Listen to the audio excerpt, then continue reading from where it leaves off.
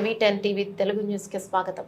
సదాశివపేట భవిత junior కళాశాల ఆవరణంలో Bhagat Singh cricket tournament కరపత్రాన్ని ఆవిష్కరించడం జరిగింది. సందర్భంగా భవిత జూనియర్ కళాశాల director and principal Balraj sir మాట్లాడుతూ భగత్ సింగ్ పేరు మీద క్రీడా కార్యక్రమాలు నిర్వహించడం అభినందనం. క్రీడా పోటీల కార్యక్రమాల్లో యువతి యువకులు విద్యార్థులు పెద్ద సంఖ్యలో పాల్గొని విజయవంతం చేయాలన్నారు. DYFI జిల్లా కార్యదర్శి అనిల్ మాట్లాడుతూ షహీద్ భగత్ సింగ్ యువజన వారోత్సవాలను సంగారెడ్డి జిల్లా వ్యాప్తంగా క్రీడా పోటీలు, వ్యాసరచన, ఉపన్యాస పోటీలు, బ్లడ్ డొనేషన్ కార్యక్రమాలు, డ్రాయింగ్ కాంపిటీషన్, సాంస్కృతిక కార్యక్రమాలను DYFI, SFI విద్యార్థి యువజన సంఘాల ఆధ్వర్యంలో వారం రోజుల పాటు నిర్వహించడం జరుగుతుంది.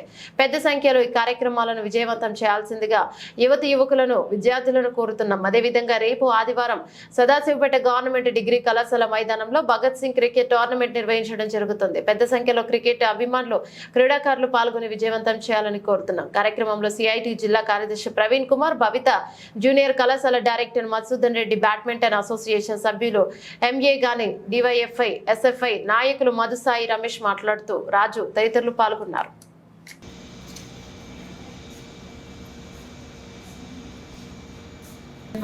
SFI విద్యార్థి యువజన సంఘాల ఆధ్వర్యంలో ఈ నెల మార్చి 23 భగత్ సింగ్ రాజ్గురు సుఖ్దేవ్ 93వ వర్ధంతిని పురస్కరించుకొని తెలంగాణ అన్ని జిల్లాలో ఈరోజు ఒక వారం రోజుల పాటు క్రికెట్ టోర్నమెంట్లు, ఆటల పోటీలు, బహుముఖ కార్యక్రమాలు ఇవన్నిటి కూడా పెద్ద ఎత్తున నిర్వహించి యువకుల్లో ఈరోజు దేశభక్తిని పెంపొందించడం కోసం, దేశ స్వతంత్రం కోసం పోరాడిన మహనీయుల త్యాగాలను గుర్తు చేయడం కోసం ఈరోజు DYFI, SFI ఈ రకంగా ఈరోజు మేము ఈ కార్యక్రమం నిర్వహిస్తున్నాం. అందులో భాగంగా రేపు సదాశివపేటలో ఉదయం 8 గంటలకు గవర్నమెంట్ డిగ్రీ కాలేజీలో క్రికెట్ టోర్నమెంట్ నిర్వహించడం జరుగుతుంది.